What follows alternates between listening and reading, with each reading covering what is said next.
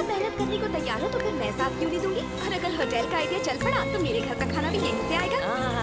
फिक्र की क्या है बात, जब अंजलि हो हमारे साथ।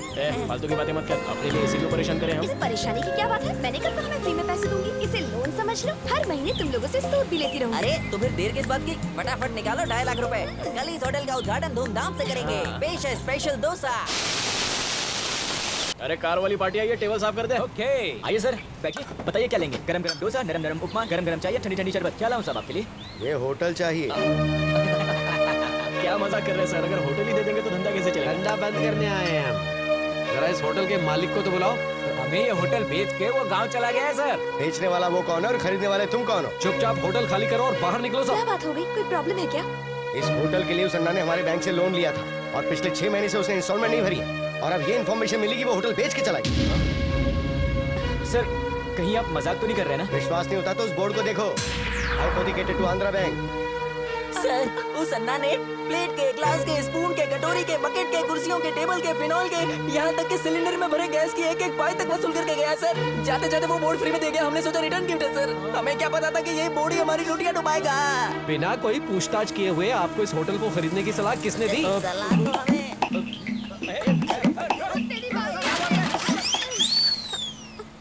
सर अब जो हुआ सो हुआ। क्या वो लोन इनके नाम पर ट्रांसफर हो सकता है? धीरे धीरे ये लोग सारा कर्ज चुका देंगे। पर कौन भरोसा करेगा? कल ये भी किसी और को होटल बेच के निकल गए तो? ऐसा नहीं होगा सर, ये बड़े होनहार लड़के हैं। अच्छे पढ़े लिखे होने के बावजूद ये होटल चला रहे हैं। अगर आप बढ़ावा नहीं देंगे तो? रहने दीजिए। अगर इन जैसों को बढ़ावा दिया तो बैंक का ही नहीं देश का दिवाला निकल जाएगा।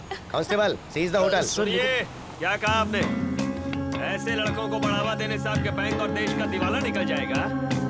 फिर आप किन लोगों को बढ़ावा देना चाहते हैं? हाँ? ऐसे लोगों को जो खुद सरकार में बैठकर देश के नाम पर आम लोगों को करोड़ों का चूना लगा रहे हैं, ऐसों को बढ़ावा देंगे? इससे क्या आपके बैंक का भला हो जाएगा? कोई भलाई नहीं होने वाली है। करोड़ों का स्कैम करके देश को डुबोने वाले हर्षद मेहता जैसों को बढ़ावा देंगे आप, जिनकी वजह से कई लोग रास्ते पर आ गए। या मैच फिक्सिंग करके करोड़ों का हेर फेर करके अपनी जेबें भर के क्रिकेट जैसे खेल को बदनाम करने वाले खिलाड़ियों को तो आप अपने सिर पर चढ़ाएंगे। ऐसे लोगों को बढ़ावा दीजिए आप। जाली नोट छापने वालों को बढ़ावा देते रहिए। शमशान पर कब्जा करने वालों को बढ़ावा दीजिए आप। और हमारे देश के नेता कोई बोफोर्स कांड में फंसा है, चारा घोटाला, 2G घोटाला, ये स्कैम वो स्कैम, पता नहीं कितने स्कैम करके इस देश को खोखला बना दिया। देखिए इन नौजवानों की और देखिए ये यंगस्टर्स अपने दिल में कई उमंगे लिए हुए हैं। अगर आप इन्हें बढ़ावा नहीं दे सकते तो किसी और को भी मत दीजिए। यही लोग कल गुंडे नक्सलवादी बनकर आपके सामने आएंगे। अब भी मौका है। ऐसे लोगों को नक्सलवादी बनकर दूसरों के घर उजाड़ने से रोक लीजिए। ये सारा देश आतंकवादियों से भर जाए उससे पहले ही अपने आप समझ जाइए। प्लीज सहारा दीजिए इन नौजवानों को। हाँ प्लीज, युवा ही देश की शक्ति है और आप इन्हें कुचल रहे हैं। बढ़ावा दीजिए इनको, तभी देश आगे बढ़ेगा।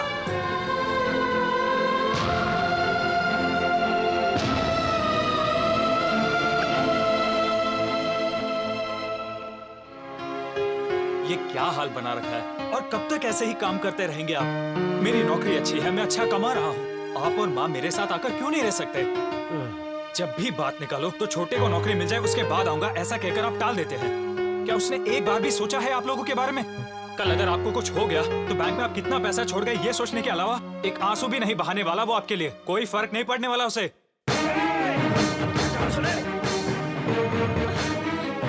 ये गुस्सा मुझ पर नहीं, अपने आप पर दिखा रवि। जब तक माँ बाप जेब में 100 रुपए रखकर नहीं भेजते तेरे खर्चे पूरे नहीं होते। मेरा गिरेबान पकड़ने से क्या होगा? माँ बाबा की फिक्र भले ही ना करो, सिर्फ अपने पैरों पर खड़े होकर दिखा दो। फिर गिरेबान तो क्या, चाहे तो मुझे जूते से मार ले।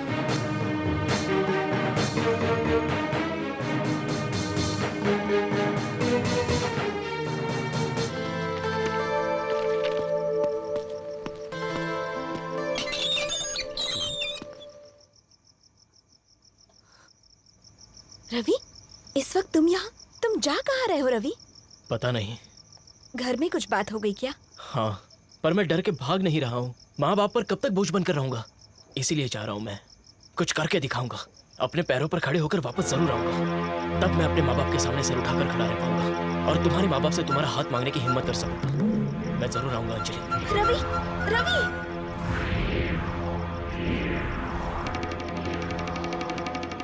भाग्यवान, कहाँ हो?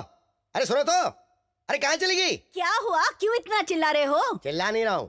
शर्मा जी के बेटे रवि को जानती हो ना? हाँ? वो घर छोड़ के निकल गया। ये सुनकर मुझे लगा कहीं हमारा बेटा ना चला जाए। घर में दिखाई नहीं दे रहा वो। कहीं ऐसा तो नहीं है वो भी? बस इतना ही ना? हाँ? आप मेरे साथ आइए। चाहे खाना बनाने की कितनी मशीनें आ जाएं, हाथों का जो स्वाद है वो मशीनों में कहाँ। यो सही कहा ना मिश्रा जी? सही बोला भैया। माँ जी, रोटी के लिए शायद आटा कम पड़ जाए, थोड़ा और मिला दो। हाँ, बेटा। पापड़ बनाते वक्त जीरा थोड़ा ज्यादा डालो ताकि स्वाद में 4 चांद लग जाए। ये भानु, हाँ? ये सब क्या है रे?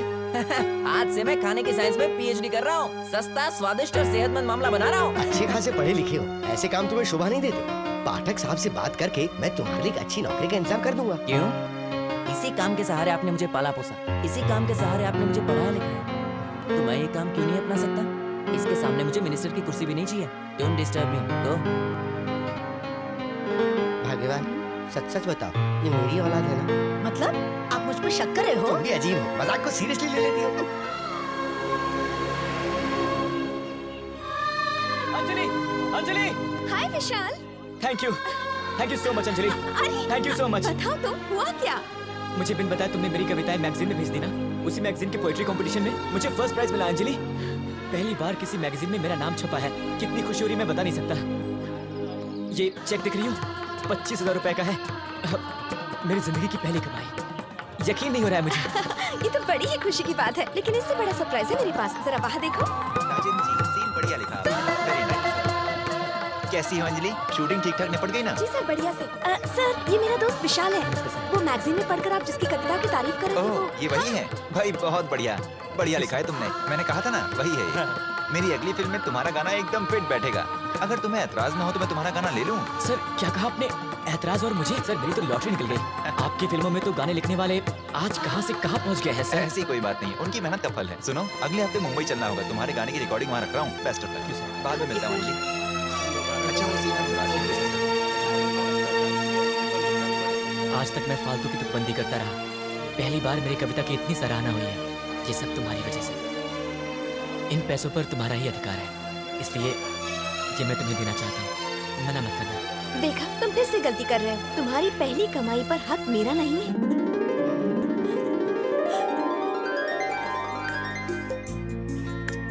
भैया,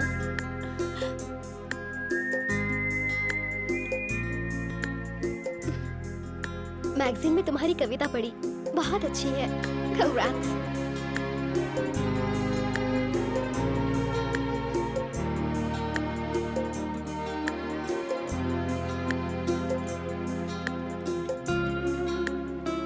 मेरी बहन बहुत अच्छी लड़की है। दरअसल गलती मुझसे ही हुई है। जाने अनजाने मैं बहुत बड़ी गलती कर बैठा। आपका दिल बहुत बड़ा है, प्लीज मुझे माफ कर दीजिए। इस शादी के लिए हाँ कर दीजिए। अरे प्लीज अरे, सर। उठो उठो। उस दिन जो भी हुआ उन सभी बातों पर मिट्टी डालो बेटा। हम तो वो सब भूल भी चुके। पंडित जी से कहकर मुहूर्त निकलवाता हूँ, तैयारी कर लो।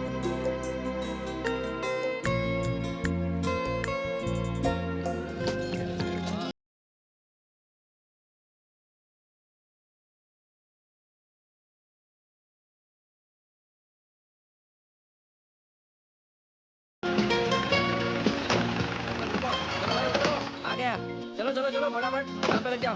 धीरे से ले जाना, गिराना मत कहीं। दोस्त की बहन की शादी है, कुछ कमी नहीं रहनी चाहिए। चलो फटाफट। हाँ। हाय भानु, खाने का ऑर्डर तुम्हें मिला है क्या? हाँ, ये अपना ही तो है। पूरे शहर में पब्लिसिटी कर दी है। चाहे शादी हो, सगाई हो, मरण दिन हो, जन्मदिन हो या कोई भी अवसर हो, ये नाचीज हमेशा हाजिर है। Congratulations। Thank you। जैसे तुम हो वैसे ही तुम्हारा बिजनेस। इस फंक्शन में बहुत कम खर्चे पर सारी चीजें अरेंज की है भानु। अरे क्या बात कर रहे हो यार? A friend in need is a friend in die। अबे डाइट नहीं, डीड होता है, डीड। हाँ वही। अद्भुत अद्भुत। ये खाना जिसने बनाया है, मन करता है उसका हाथ चूम लूं। और क्या? वाह वाह वाह, बढ़िया, बहुत अच्छा बनाया तुमने।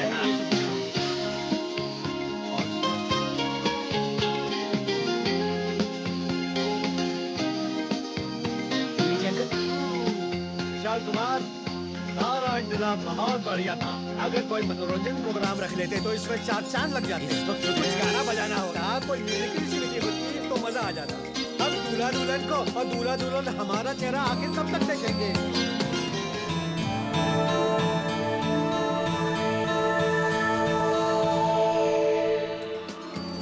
शादी में आए सभी मेहमानों का दिल से शुक्रिया। आप सबके मनोरंजन के लिए हमने यहाँ एक छोटा सा कार्यक्रम आयोजित किया है। मैं स्टेज पर बुलाना चाहूंगी अपनी मिमिक्री से सबका दिल लुभाने वाले एक उभरते कलाकार मिस्टर विष्णु को। मुझे उम्मीद है कि आप उन्हें जरूर पसंद करेंगे। मिस्टर विष्णु, आइए, सभी आपकी राह देख रहे हैं, आइए ना। अबे जाना, अंजलि तुझे ही बुला रही है, जल्दी जा, जाना। कौन मैं? मुझे तो पहले ही टेंशन हो रही है यार। अबे तेरी अकल क्या घास चरने गई है? तेरी मिमिक्री गली के नुक्कड़ से उठकर सीधा स्टेज पर जा रही है। जा अपना टैलेंट दिखा, जाना। डर लग रहा है यार। जा, बहुत डरा, जा।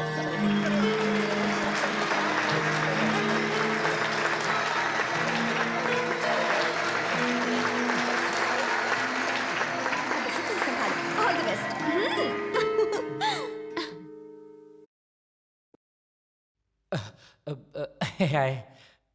अबे बोल ना। शुरू करो ना। बोलना। कैसे? शुरू करना। सोचो मत, बोलो।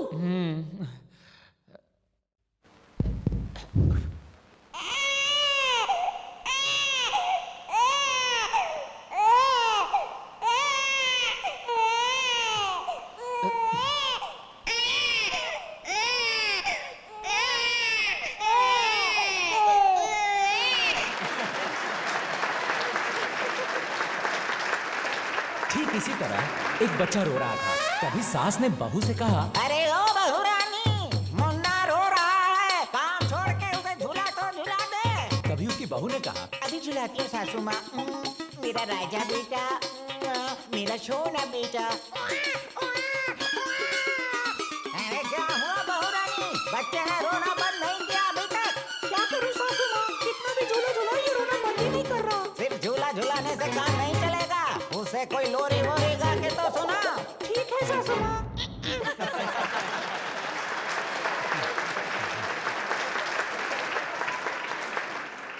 अब सुनिए, एक बहुत ही मेहनती और ईमानदार पिता अपने बेकार और नालायक बेटे पे किस तरह गालियों की बौछार करता है, ये देखिए। और पिता का किरदार हमारे हीमैन धर्म जी निभा रहे हैं। कुत्ते के बच्चे, बड़ा है बदतमीज बेकार नालायक बेटा है तू, सारे दिन मुफ्त की रोटियां तोड़ता है। ए, अगर तू बाज नहीं आया तो मैं तेरा खून पी जाऊंगा।